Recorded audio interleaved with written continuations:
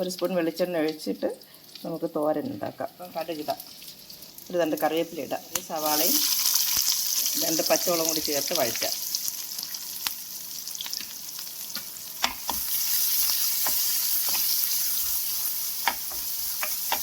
ഞാൻ ഈ മെഴുക്ക് പുരട്ടാനും തോരൻ വയ്ക്കാനും ഒക്കെ ഉണ്ടെങ്കിൽ മെഴുക്ക് പുരട്ടി ഫസ്റ്റ് അത് ഒഴിച്ച് മാറ്റിയിട്ട് അതിൽ തന്നെ തോരൻ വയ്ക്കുന്നത്. കാരണം എന്ന് പറഞ്ഞാൽ നമുക്ക് ഇപ്പോൾ അല്ലെങ്കിൽ ഒരുപാട് പാത്രങ്ങൾ ഇങ്ങനെ വേസ്റ്റാക്കി ഇടുമ്പോൾ അത് കിച്ചണിൽ തന്നെ നമുക്കതൊരു ബുദ്ധിമുട്ടാകും.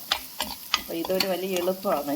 ഞാനതുകൊണ്ട് ഇങ്ങനെയാണ് ചെയ്യുന്നത്. എനിക്ക് ക്യാബേജ് ഇടാം, ആവശ്യത്തിന് ഉപ്പും കൂടി ചേർത്ത് വഴറ്റിയെടുക്കാം. ഒരുപാട് ഗുണങ്ങളുള്ളതാണ് ക്യാബേജ്. വയലറ്റ് കളർ പ്രത്യേകിച്ചും ശരീരത്തിൽ നല്ല രക്തം ഉണ്ടാവാനും ഇമ്മ്യൂണിറ്റി പവർ ഉണ്ടാവാനും എല്ലാത്തിനും ഒരുപാട് ഉപകരിക്കുന്നതാണ് ഈ വയലറ്റ് ക്യാബേജ്.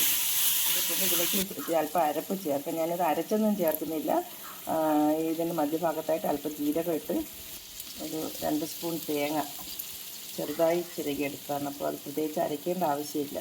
ഇപ്പം മഞ്ഞൾപ്പൊടി, കറിവേപ്പില ഇട്ടിട്ട് നന്നായിട്ട് തട്ടി കൂട്ടി മൂടി വെച്ചിട്ട് ഒരു 2 മിനിറ്റ് കഴിഞ്ഞ് നമുക്ക് ചിക്കിയെടുക്കാം.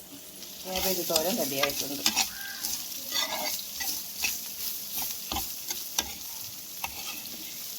നമുക്ക് പാത്രത്തിലേക്ക് മാറ്റാം.